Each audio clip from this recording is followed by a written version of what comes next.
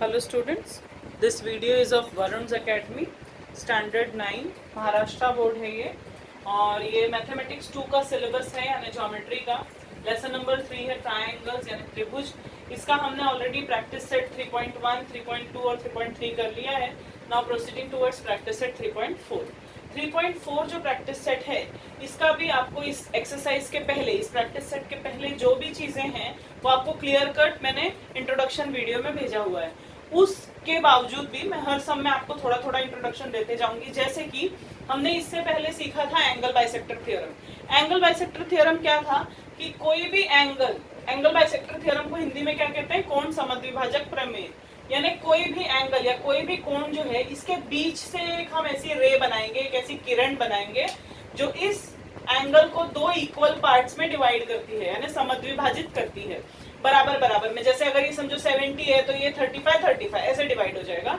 इसको हम क्या कहते हैं, एंगल बाइसेक्टर कहते हैं। लेकिन एंगल बाइसेक्टर थ्योरम के हिसाब से हमको क्या दिया है कि ये जो रे होती है ना, ये जो लाइन होती है, रे बोलेंगे इसे, किरण बोलेंगे, वो इन दोनों साइड से, इन दोनों जो भुजाएं हैं, दोनों किरणें हैं, इससे समदूरस्थ होती है यानी इक्विडिस्टेंट होती है। यानी पॉइंट ए जो है वो एक्स से जितना दूर होगा वो जेड से भी उतना ही दूर होगा।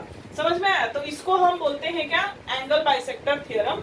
और इसका कन्वर्स भी आपको दिया है, यानी इसका जो विलोम जो होता है ना वो भी आपको दिया है, इसका उल्टा वाला भी दिया है कि अगर मतलब एंगल बाइसेक्टर थ्योरम में अगर देखा जाए तो ऐसा ही है कि इन दोनों से इक्वल डिस्टेंस पे होती है यानी इक्विडिस्टेंट या समदूरस्थ होती है। और उसका जो कन्वर्स है उसमें दिया है अगर समदूरस्थ है तो कोण समद्विभाजक पर है। मतलब अगर ये दोनों बराबर हैं तो इसका मतलब पॉइंट पी जो है वो एंगल बाइसेक्टर पे है। ऐसा दो अलग अलग दिया हुआ है। फिलहाल हम इसको यूज करते हैं और हम पहला सम सॉल्व करते हैं जो हमको ऑलरेडी यहाँ पे फिगर देखिए बना दिया है और फिगर में दे दिया गया है। फिगर है एंगल एक्स वाई जेड का।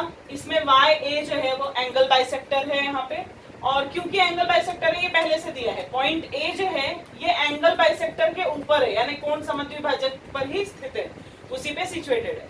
अब अगर ये पॉइंट ए जो है वो इस एंगल बाइसेक्टर के ऊपर है तो जाहिर बात है कि वो एक्स से जितना दूर होगा वाई से भी उतना ही दूर होगा, यानी कि ए एक्स और ए वाई दोनों बराबर बराबर होंगे। इसी को हम बोलते हैं एंगल बाइसेक्टर थ्योरम। तो मैंने यहाँ पे लिखा है पॉइंट ए इज इक्विडिस्टेंट या समदूरस्थ from the sides of X Y Z. X Y Z की किरणों से जो है वो समदूरस्थ होगा, इक्विडिस्टेंट होगा। तो इक्विडिस्टेंट होगा ये हमको कहाँ से मिला है, एंगल बाइसेक्टर थ्योरम यानी कोण समद्विभाजक प्रमेय से। तो therefore ax is equal to ay। आप देख सकते हैं इसमें आपको ax दिया है 2 और आपसे क्या पूछा है ay। जाहिर बात है वो भी कितना हो जाएगा, 2 हो जाएगा। क्यों? क्योंकि ax ऑलरेडी दिया है तो az कितना हो जाएगा, वो भी 2 सेंटीमीटर हो जाएगा। मतलब ये कि इस एंगल में आपको सिर्फ ये दिया था कि पॉइंट ए जो है वो एंगल बाइसेक्टर के ऊपर है और ये 2 सेंटीमीटर है। तो ये बताओ, तो हमने बता दिया कि अगर ये एंगल बाइसेक्टर पे है तो ये डिस्टेंस और ये डिस्टेंस इक्वल होगा, जिसकी वजह से अगर ये 2 है तो ये भी 2 होगा इस थ्योरम से। दूसरे सम में हम आते हैं। यहाँ पे जो है हमको एक एंगल दिया है, फिर से पॉइंट P दिया है और ऐसा नहीं दिया है कि वो एंगल बाइसेक्टर के ऊपर है। हमको ये दिया है कि P जो है वो PT और PR ये दोनों इक्वल है। क्या इक्वल है? PT और PR। ठीक है, यहाँ से देखिए PT और PR ये दोनों इक्वल है। अगर ये दोनों इक्वल है या बराबर है तो इसका मतलब पॉइंट P जो है वो कहाँ है, वो है एंगल बाइसेक्टर के ऊपर। यानी पॉइंट P जो है because it is equidistant from ST and SR, therefore point P is on angle bisector of angle RST या TSR। RST के कोण समद्विभाजक के ऊपर ही पॉइंट P स्थित है। ठीक है, तो इस तरह से। दूसरी चीज, अब हमसे पूछा क्या है इसमें, हमसे पूछा है एंगल RSP, ये वाला एंगल पूछा है। अब क्योंकि पूरा एंगल हमको ऑलरेडी दिया हुआ है ना, कितना दिया देखो 56। अब जब पूरा 56 दिया है तो आधा उसका हाफ कर देंगे। लेकिन पहले हमको ये प्रूव करना पड़ेगा क्योंकि एसपी जो है वो एंगल बाइसेक्टर है या कोण समद्विभाजक है। तो यहाँ पे कन्वर्स आएगा, converse of angle bisector theorem. तो उस तरह से ये पूरा एंगल जो 56 डिग्री का था इसका हाफ हम निकाल देंगे, RSP 28 डिग्री। अब हम आ रहे हैं क्वेश्चन नंबर 3 के ऊपर। ये छोटे छोटे सम्स हैं, आपको हार्डली 2 मार्क के लिए ये सम्स आएंगे। ठीक है, देखिए अब हम स्टार्ट कर रहे हैं क्वेश्चन नंबर 3। आप क्वेश्चन नंबर 3 में देख सकते हैं एक ट्रायंगल आपको दिया है, त्रिभुज दिया है। त्रिभुज का नाम है PQR। इस PQR त्रिभुज में या PQR ट्रायंगल में आप देख सकते हैं आपको तीनों साइड दी है। PQ दी है 10 centimetre, QR is 12 centimetre and PR is 8 centimetre. तो जब आपको इस तरह से तीनों साइड्स दी हुई हैं और आपसे क्या पूछा है, ग्रेटेस्ट एंगल यानी सबसे बड़ा कोण और स्मॉलेस्ट एंगल यानी सबसे छोटा कोण, ये हमको कैसे पता चलेगा? सबसे पहले तो इसके लिए एक प्रॉपर्टी है जो आपको जाहिर बात है फिर से बोलूंगी कि इंट्रोडक्शन वीडियो में मिल जाएगी। मतलब ये होता है कि जो सबसे बड़ी साइड होती है, तो हम क्या इसमें लिखेंगे क्या, angle opposite to greatest side is greatest, या angle opposite to greatest side is greater, ऐसा हम लिखेंगे। आप एक्चुअली इसको ग्रेटर भी लिख सकते हैं, ग्रेटर साइड इज ग्रेटर। मतलब ऐसा है कि जो भुजा सबसे बड़ी होगी उसके सामने का कोण सबसे बड़ा होगा। हम इसको लिख सकते हैं हिंदी में कि बड़ी भुजा का सम्मुख कोण बड़ा होता है, ठीक है, उसका माप जो है वो बड़ा होता है। तो अब यहाँ पे आप देख सकते हैं कि जो सबसे बड़ी साइड है वो कौन सी है, सबसे बड़ा नंबर कौन सा है तीनों में से, 12 सबसे बड़ा है, ये बड़ा है, किससे बड़ा है ये, 10 से, उससे कौन सा छोटा है, 8, यानी 12 सबसे बड़ा, फिर 10, फिर 8, यानी में 12 किसका है, QR, तो QR सबसे बड़ा हुआ, 10 किसका है आप देख सकते हो, PQ उससे बड़ा है, उससे छोटा है, फिर अंतिम क्या आया, 8 किसका है, PR का, ठीक है। अब जब आप ऐसे लिखते हो, हमको ये क्या मिली, साइड मिली, लेकिन हमको क्या बताना है, एंगल बताना है, यानी कोण बताना है। तो QR, देखो आप ट्रायंगल का नाम क्या है, PQR, तो आपने Q और R ले लिया, उसको काटो, कौन सा बचा, एंगल P। अब एंगल P का नाम आपको 3 अल्फाबेट में लिखना होगा, एक अल्फाबेट में भी लिख सकते हो, कोई प्रॉब्लम नहीं है, लेकिन 3 में लिखेंगे तो बेटर होता है। तो P बीच में आना चाहिए आपके, साइड में आप QR या RQ डाल दो। ये एंगल बड़ा है, किससे बड़ा है, PQ, देखो जब PQ हो गया तो ये कटा और बचा क्या, R, यानी इस बार कौन सा बीच में आएगा, R, तो आएगा PRQ या QRP। उसके बाद नेक्स्ट कौन सा है, PR, अगर इसमें से आप P और R काट दोगे तो कौन सा बचेगा, Q, यानी Q बीच में आना चाहिए, यानी PQR, ऐसा नाम हम लिखते हैं। अगर आपको साइड या ये सब नहीं दिया है ना, इतना भी दिया है तो भी आप पता लगा सकते हैं, QR है तो उसके सामने P, PQ है तो उसके सामने R, PR है तो उसके सामने Q। तो इस तरह से ये सम जो है ये जनरली 1 या 2 मार्क के लिए आ सकता है, बस इससे ज्यादा मार्क्स के लिए ये सम नहीं आता है। अब हम आ रहे हैं क्वेश्चन नंबर 4 पे। क्वेश्चन नंबर 4 जो है वो इससे थोड़ा सा बड़ा है, लेकिन आसान सवाल है, ऐसे कोई मुश्किल नहीं है उसमें क्वेश्चन में। अब हम आ रहे हैं क्वेश्चन नंबर 4 पे। क्वेश्चन नंबर 4 में जो है आपको एक ट्रायंगल दिया है, ट्रायंगल का नाम है FAN, ठीक है। ट्रायंगल FAN में आपको एंगल F दिया हुआ है 80 डिग्रीज, एंगल A दिया हुआ है 40 डिग्रीज, और फिर से हमसे पूछा है, क्या पूछा है हमसे, ग्रेटेस्ट एंड स्मॉलेस्ट साइड। लेकिन एक बात बताइए मुझे, और इसमें जरूरत ये है सबसे पहले तो कि जब हमको एंगल पूछा था तो हमको तीनों साइड दी गई थी, लेकिन जब हमसे साइड पूछी गई है तो हमको 2 ही एंगल दिए हैं। क्योंकि तीसरा एंगल नहीं दिया है तो पहले हमको तीसरा एंगल निकालना पड़ेगा। समझो कि ये ट्रायंगल है, छोटा सा मैं ऐसे ही फिगर बना रही हूँ, और ट्रायंगल का नाम है F, A और N, ठीक है। इसमें से आपको F दिया हुआ है 80 डिग्री, A दिया हुआ है 40 डिग्री, तो हमको कौन सा एंगल ढूंढना है, N। तो हम लिखेंगे इन ट्रायंगल FAN, क्या करेंगे, angle F plus angle A plus angle N, यहाँ आप मेजर लिख सकते हैं तीनों में, इज इक्वल टू 180 डिग्री। ये तो आपको याद ही हो जाना चाहिए, पिछले भी प्रैक्टिस सेट में हमने किया हुआ है कि त्रिभुज के तीनों कोणों के मापों का योगफल 180 अंश होता है, यानी कि sum of all the angles of a triangle is 180 degrees. Therefore F आपको दिया हुआ है कितना, 80 plus 40 and plus angle N is 180 degrees. Therefore 120 degrees plus angle N is 180 degrees. Therefore angle N का मेजरमेंट आपको कितना मिलेगा, 180 degrees minus 120 degrees, that is angle N is 60 degrees. Measure of angle N कितना आपको मिल गया, 60 degrees. अब अगर आप ध्यान देंगे तो सबसे बड़ा एंगल कौन सा है, ये वाला। तो यानी कि अगर आप नंबर वाइज जैसे मैंने लास्ट सम में कराया वैसे 80, फिर उससे छोटा हुआ 60, फिर उससे छोटा हुआ 40, बराबर है 80, 60 और 40। उस हिसाब से देखेंगे तो 80 किसका मेजरमेंट था, एंगल F का, वो बड़ा है। फिर किससे बड़ा है वो, 60 वाले से, यानी एंगल N से। फिर वो बड़ा है किससे, एंगल A से। अब आप बोलेंगे आया तो 60 ही सबसे बड़ा और छोटा तो पहले भी पता था हमें, बट जरूरी नहीं है कि हमेशा ऐसा ही हो, कभी ये दो देके भी आपसे तीसरे के बारे में बताया जा सकता है। तो इसलिए कंपलसरी है ये इतना, आपको 2 मार्क के लिए क्वेश्चन आएगा, अगर आपने ये पार्ट नहीं किया तो आपको हाफ मार्क मतलब 1 मार्क आपका कैंसिल हो जाएगा। तो अब ये बात हो गई फिर से एंगल वाली, पूछा क्या है साइड, जैसे पिछले वाले सम में साइड दिया था और एंगल पूछा था, इस बार हमने एंगल फाइंड आउट किया, अब हमसे साइड पूछी है। मैंने आपको पहले भी बताया था FAN, इन नामों में से F काट दो, बचा क्या AN, तो हम क्या लिखेंगे सेगमेंट AN ग्रेटर है किससे, इस बार N कट करना है ना, ध्यान रखिए FA किससे, सेगमेंट FA से, फिर ग्रेटर है किससे, लास्ट में A था उसको काटेंगे तो FN, तो सेगमेंट FN।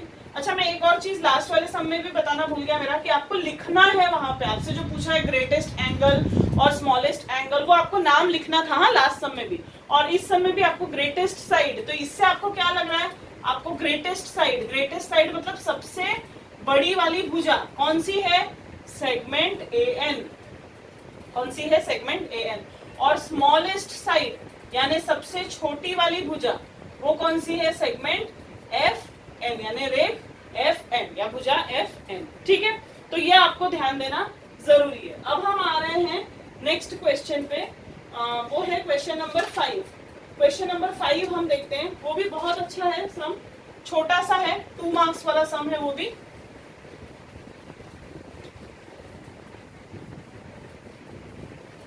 क्वेश्चन नंबर 5 में हमको प्रूव दैट वाला एक जस्ट स्टेटमेंट दिया है, आपको पूरा खुद करना है उसमें। क्वेश्चन नंबर 5 में आपको दे दिया है prove that an equilateral triangle is equiangular. ये एक ट्रायंगल है, सपोज मैं इसका नाम ले रही हूँ ABC, ये इक्विलैटरल है, इक्विलैटरल का मतलब समबाहु त्रिभुज। क्या हुआ, triangle ABC is N equilateral triangle, equilateral triangle को क्या हम बोलते हैं, समबाहु त्रिभुज। मतलब ये कि सारी की सारी साइड्स क्या होती हैं, इक्वल होती हैं। ठीक है, तो अब हमको ये प्रूव करना है कि ये इक्विएंगुलर है, यानी इसका जो एंगल का मेजरमेंट है ना, जैसे साइड सब कैसे इक्वल है वैसे एंगल भी सब इक्वल है, ये हमको प्रूव करना है। मतलब हमको टू प्रूफ में क्या आएगा, साध्य में क्या आएगा कि angle A is equal to angle B is equal to angle C।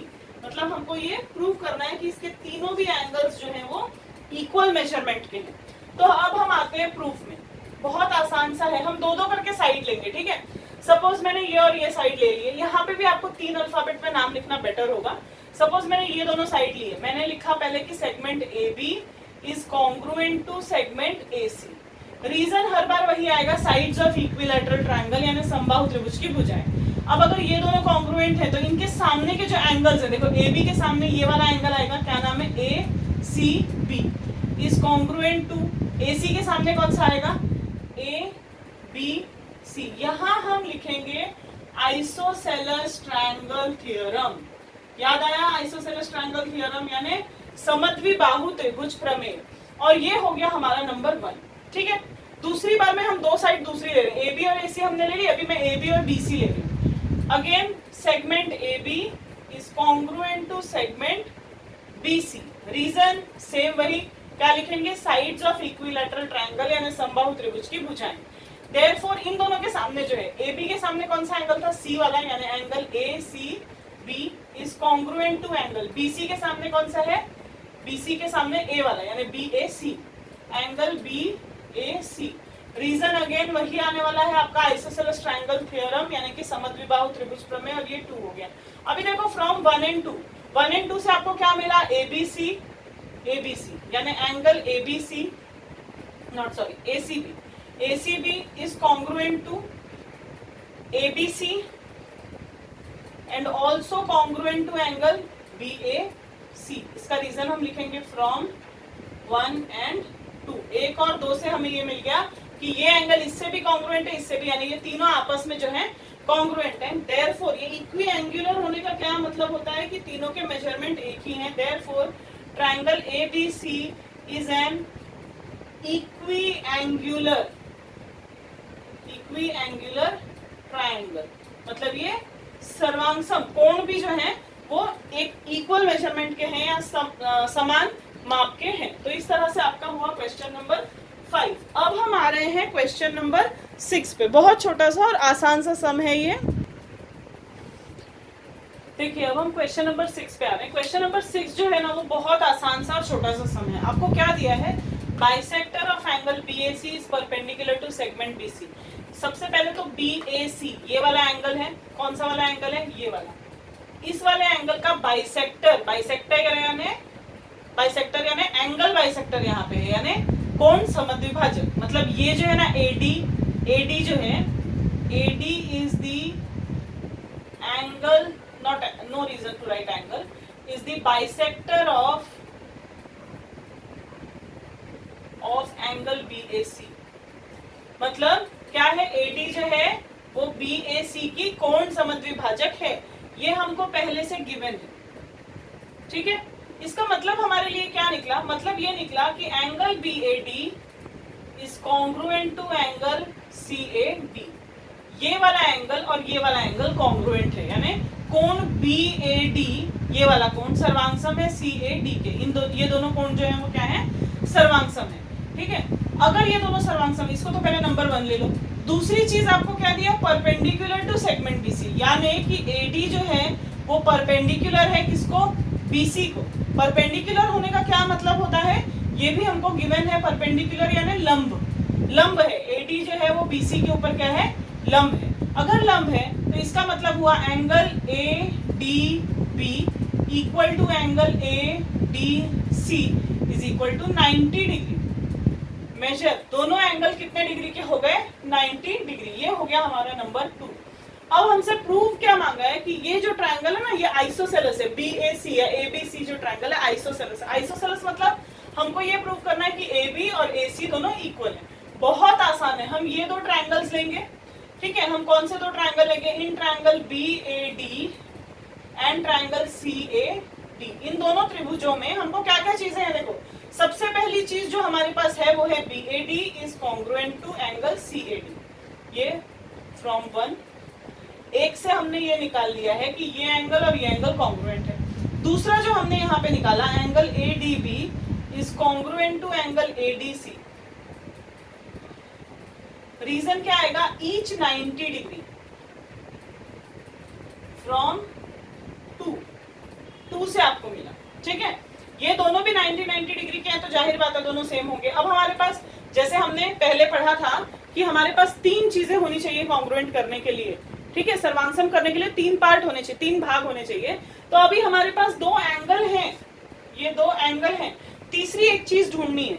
मैंने आपको बताया था जो चीज हमको दिखाई ना दे वो क्या है, या तो वर्टिकली ऑपोजिट एंगल है यानी शीर्षाभिमुख कोण, या तो सामान्य कोण है, या तो सामान्य भुजा यानी कॉमन एंगल और कॉमन साइड। यहाँ पे आपको देख सकते हो आप कि AD जो है वो दोनों ट्रायंगल में आ रही है, यानी हम लिखेंगे साइड या सेगमेंट भी लिख सकते हैं। Side AB is congruent to side AB या segment AB।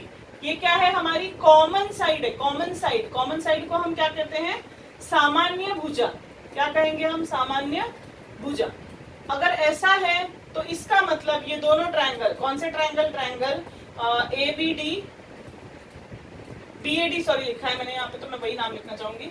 Angle BAD is congruent to angle CAD by which test, by ASA test. ये देखो को कसौटी, याद रखो अच्छे से, को कसौटी, उससे ये दोनों हो गए कॉन्ग्रुएंट और therefore segment AB is directly congruent to segment AC। ये वाली साइड और ये वाली साइड कॉन्ग्रुएंट हो गई। कैसे हो गई, याद है, CSCT यानी corresponding sides of congruent triangle, सर्वांगसम त्रिभुज के संगत भुजाएं। और यही हमसे पूछा है। कभी भी अगर आपसे ऐसा पूछा है कि दो साइड, ये नहीं पूछा एग्जैक्टली, और ये दोनों साइड क्योंकि कॉन्ग्रुएंट है, therefore triangle ABC is N isosceles triangle. Isosceles triangle मतलब ये आपका समद्विबाहु त्रिभुज है। बहुत आसान है। पहले तो ये आपको बाइसेक्टर दिया था इसलिए ये दोनों एंगल हो गए, ये परपेंडिकुलर दिया था इसलिए ये दोनों इक्वल हो गए, और AD जो है वो कॉमन हो गई। दोनों ट्रायंगल कॉन्ग्रुएंट हो गए सर्वांगसम, इसलिए ये दोनों साइड कॉन्ग्रुएंट हो गए बाय CSCT। यानी corresponding sides of congruent triangle, सर्वांगसम त्रिभुजों की संगत भुजाएं। और लास्ट में हमने लिख दिया क्योंकि ये दोनों कॉन्ग्रुएंट है इसलिए ये ट्रायंगल क्या हो गया, आइसोसेलेस ट्रायंगल हो गया। तो ये हो गया हमारा क्वेश्चन नंबर 6। अब हम आ रहे हैं क्वेश्चन नंबर 7 पे। ठीक है, क्वेश्चन नंबर 7 भी इजी है, देखते हैं हम जरा। देखिए अब हम आ रहे हैं क्वेश्चन नंबर 7 के ऊपर। क्वेश्चन नंबर 7 और इसके बाद एक और क्वेश्चन बचा हुआ है, क्वेश्चन नंबर 8 इस प्रैक्टिस सेट का। क्वेश्चन नंबर 7 की अगर हम लोग बात करेंगे तो आपको ये फिगर दिया है आपकी टेक्स्ट बुक में। कैसा है ये फिगर, जरा इसको एनालाइज कीजिए आप। ट्रायंगल PQR एक ट्रायंगल है, कैसा ट्रायंगल दिख रहा है आपको, आइसोसेलेस, दो एंगल कॉन्ग्रुएंट दिख रहे हैं आपको, दो साइड कॉन्ग्रुएंट है, तो ये आइसोसेलेस ट्रायंगल है। दूसरी चीज, इस ट्रायंगल का बाहर एक एंगल बनाया है, ये है एक्सटीरियर एंगल है इस ट्रायंगल का, मतलब ये एक ट्रायंगल है और ये एक ट्रायंगल है, ऐसे दो ट्रायंगल्स हैं। यहाँ पे आप देख सकते हैं एक ट्रायंगल ये, दूसरा ये और तीसरा बड़ा, 3 ट्रायंगल्स के बारे में हम बात करेंगे। सबसे पहले जो चीज हमको दी हुई है, हमको ये पूछा क्या है हमसे, टू प्रूव में क्या है, गिवन तो ठीक है PQ और PR दोनों कॉन्ग्रुएंट है, ये गिवन है।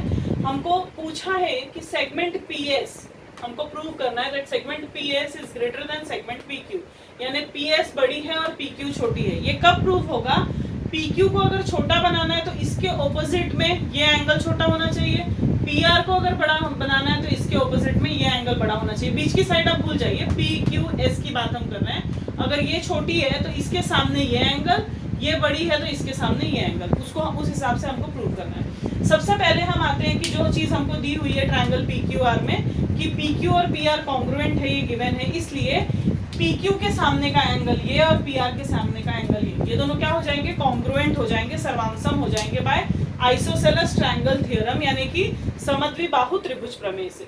जब ये दोनों कॉन्ग्रुएंट हो गए, देखो Q का नाम मैंने लिखा है PQR और R का नाम लिखा है PRQ और इसको नंबर 1 डाल दिया है।